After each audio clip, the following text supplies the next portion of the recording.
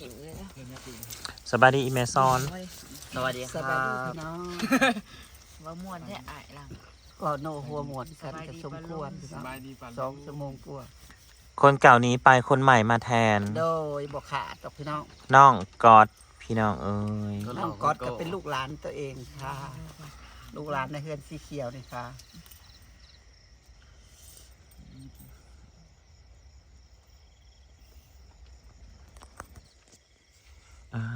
ตัวมันนี้ก็ไหลสุด2 ชั่วโมงกว่าพี่น้องเอ้ย โอ้ยก็สมควรค่ะ ว่าเรื่องพีเรื่องสางเรื่องพีอัมพีเอิมบักหลังแหน่ก็ถึกนึกน้อง แต่คน เรื่องพีบายหัวอีแม่พ่อม โอ้ย พีบายหัวอีแม่เบิดคืน แต่ปนคนครัวพี่น้อง อืม ก็เรื่องธรรมศาสตร์สู่ทางกันตัวนี้ นี่บ่โอ้ยอันนี้ขยะตีนี่นะ ตัวนั้นเลยจะได้ก๊อตจะได้มันยังก็กินจะได้มัน นะอันนั้นก็ขยะด้วยนะกามีพี่ๆใจดีเพิ่นเลี้ยงขนมนมนี่ อีแม่มื้อหน้าเราต้องซ่อมเรื่องแล้วก็ต้องหาเรื่องมาเล่าหลายๆแม่เอ้ยพี่ๆเป็นจังซีซื้อขนมให้กินเวลาปากแห้งคอแห้งนะ โอ้ก็อยากฟังเรื่องบ่ มันเป็นสีมาตาเส้งตาเคี้ยวใส่ตะผัว พี่น้องกูไปสาเหตุกันเส้นแค่พวกก็บ่ได้เส้นหายเส้นเครียดนะเมียแต่งแต่ตอนเมียสิเมื่ออาบน้ำเด้อพัดยามสิเขาเวียกเขางานมันทันวิโรจน์เวลาอันมูสิเขาวิโรจน์เวลาพัดไปอาบน้ำเลยก็เส้นพี่น้องก็บ่ได้ ก็เลยไหลมันหนี้ ก็เลยบ่ได้หายเรื่องได้ดอกหายเรื่องพวกบ่ได้บ่เกิดใจเมียแต่งว่าขึ้นเมื่อไรอาบน้ำเด้อเมียสิเมื่อผู้ชาย รายการพี่น้องเอ้ย ก็บ่ได้หายได้เครียดคุ้มอมผาดนังเครียดตัวพัวบ่ได้ใจพี่น้องบ่ได้ พี่น้องรายการคนเก่านี้ไป คนใหม่ คนใหม่มาแทนกับคุณป้ใจดีเฮากับบ่เคยถิ่มเคยปา โอ้ยเก่าใหม่เพิ่นก็บ่เคยถึงเคยปลาค่ะ รายการมื้อนี้กับคุณป้าแม่น ซื้อของให้ 4,000 บาท คนละ 1,000 บาท ขอบคุณหลายๆ เพิ่นบอกว่าให้ไปเลือกเอา โดยค่ะ อีเมซอนนั้นเราสิบ่เอาเราสิให้ผัวระเบิดแล้ววะ โอ้ยที่บอกไปทั่วเว้ย พอดี เมื่อได้ตีกับลูก แม่คือว่าพี่ซื้ออยู่บนวิธีพี่ซื้อบ่ได้ดีพอ อืมมันคือสิมากระดอกแท้บ่ พี่จะว่าโอ้ไปแต่ผัวกินแล้วก็ อืม ที่ว่าสูเป็นเสื้อขีปลาแห้งกับลูกแล้วลูกก็ว่าพังอยู่ในขีปก็คือว่ามีซื้อบ่คือมีหยังมา ของฮีเชี่ยว โอ้ย ลงมาเอาของค่ะ ไปดูน้ำก้อน โอ้ยหนาวลมพี่น้องเอ้ย4 ทุ่มกว่าแล้วอุ้ยมามึงนอนแล้วหนูมึงรับแล้วเย้ยเอารับคือบ่รับโอ้ยชานมก็นอนอยู่นอกแล้วชานมเด้อ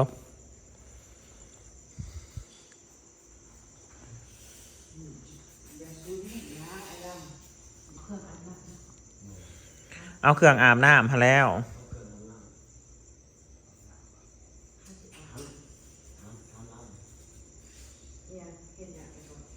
อีแม่ไปใส่ละเบาะเอาของ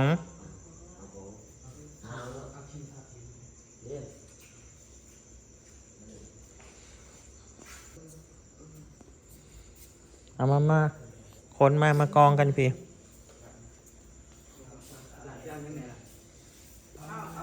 เลือกให้มันเป็นคืออีแม่นะสู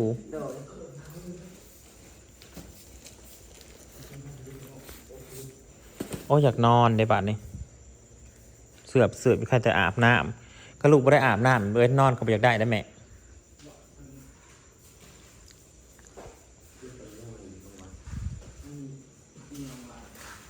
จับมาโลดอยากได้ยังก็จับมาแมนโอ้ยอีแม่บริจักมาม่าใช่ไหมถามลูกแมนบอมาม่าซัน เสร็จแล้วมือบ่เสร็จแล้ว นี่คันเส้นกันไวๆนะเส้นหมี่ขาวนะตัวนี้แมน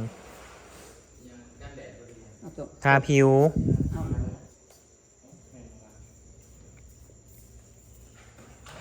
แม่ไข่แม่ซ้อน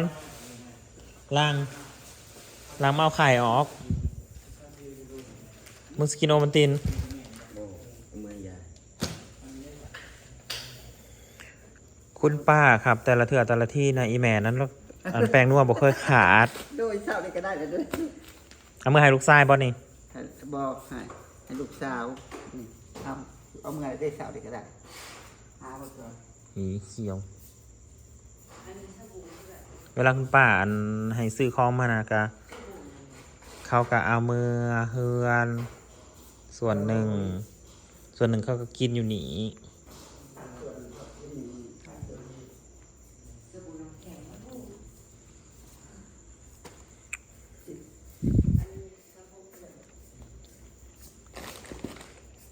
ตามกันหัวซักซะเด้อพวกกับเมีย เอาออกมาไข่นะแม่เฮดเอ็นโชเดอร์นี่แล้ว ยาสระผมของผู้ชายชิโน่นี่ครีมล้างห้ำนี่น้ำนมแบะนี่สโนแก้ต้องแก้ไข่ แล้วมันตกด้วยแม่ บอกประตูก็บะหมี่เนาะ เอาลงจิโน่โจมลง ค่อย บะหมี่ หนูเอาไข่มาหนู ๆ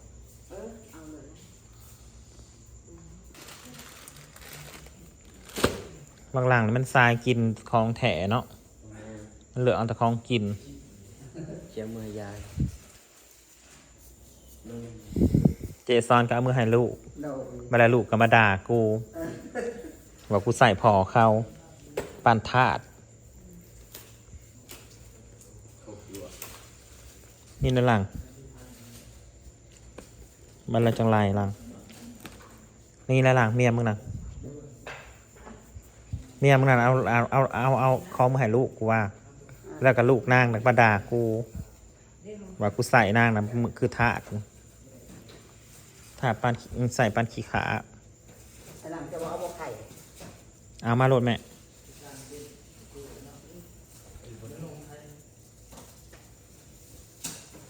ว่าอยากนอนได้ไหมเอ้ยโอ้ยอย่าย่างเซ่เลยยายสอนผ้าไข่ตกแตกซะ เอาไข่เหรอ โอ้ย ไข่ไหนจะเอาน้ำก๊อตเอาไข่ลูกไข่เอาลูกทำอะไรเนี่ย เขามาผมเป็นใกล้หมดแล้วหรอไม่ได้ช้อน ย่างแต่ว่าจะเป็นสุด เงินต่างพันยังบ่ทันหอดดอก ไปเข้าห้ามก๊อต อันนี้สมูทูโต ซ้ายเบิ้งฮะโปรเทคมันก็หอมฮะแหละ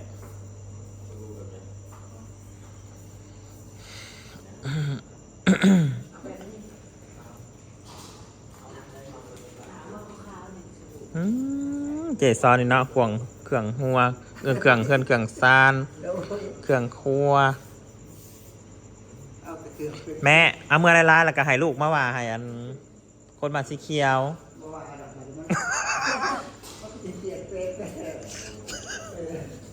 บ่ว่า ธรรมดามาปล่อยลูกบ้านสีเขียวบาดนี้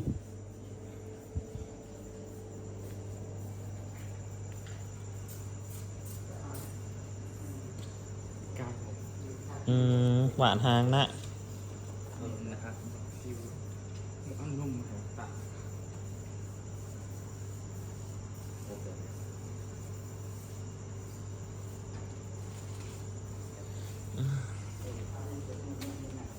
เอาอีกได้อยู่ วางก่อนหลังมึงนะกูอยากมันเกินคล้องก็มีแต่ระดับ100 กว่าหลังเสือดมานะ อีกไหนก็ได้ก่อน ผมก็อยากจะได้กาวว่าอันนี้ได้ทาน โอ้ยง่วงนอนเลยจีโน่เอามาทอนจีโน่ซุกเอาของกินดีกว่า อีกไหนดูรอตรงไหน คลิปอันโฟมล้างหน้าอันเขาออกไว้สักเอามาจะเบิดเนาะเอาเบิดซะเอี่ยก็เป็นบ้านนอนพี่น้อง คุณป้าครับมื้อหน้าอย่าลืมให้เซาเอื้อยเด้อเซาเอื้อยบางรุ่นนี่จนสิหาทุ่มแล้วเซาเอื้อยยังไม่ได้นอนเลย ข้าวกาย ฮะยังก็ อืม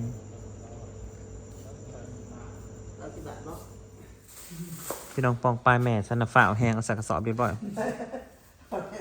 คือนางบริสุทธิ์ ขอบคุณหลายๆด้วยครับคุณป้าขอบคุณคุณป้ามากๆครับผม คุณยายละลายด้วยค่ะ ตอนนี้หาทุ่มกว่าแล้วครับ ละลายด้วยครับ เบื้องหน้าผมสิรับเลยจ้ะแม่สิรับแต่กลับมาได้สิตื่นลุกมาขายของเออสิรับก็สิตื่นมาขายของเลยเด่น ใส่ครีมอาบน้ โดย แม่เอาใส่รถแม่แล้วแม่ ได้แล้วบอก มีแต่อีแม่แล้วยังมาทันขอบคุณคุณป้าอยู่ อย่างขอบคุณเลยคุณป้า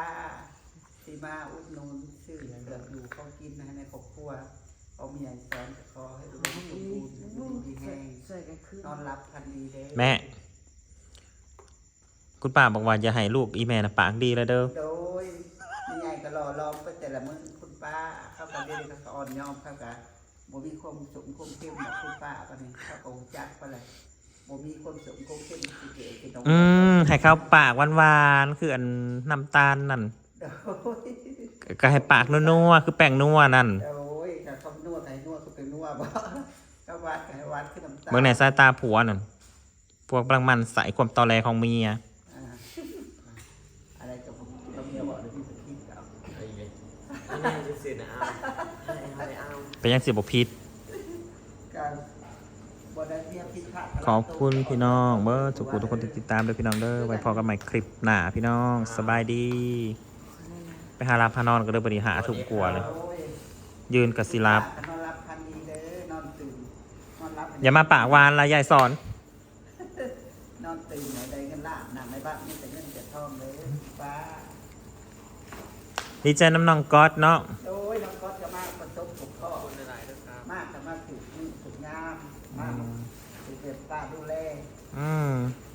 ก็มาอยู่ประจำแห่งกับสิดูแลค่ะ หาคนอยู่อยู่นะแม่ โดย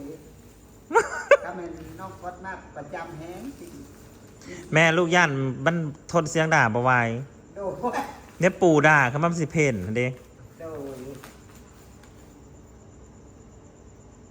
รับฟันดีราตรีสวัสดิ์พี่น้องมืออื่นผู้ใดจะสิลงคลิปให้เบิ่งคลิปนี้นะ ร้านตาแล้วก็มา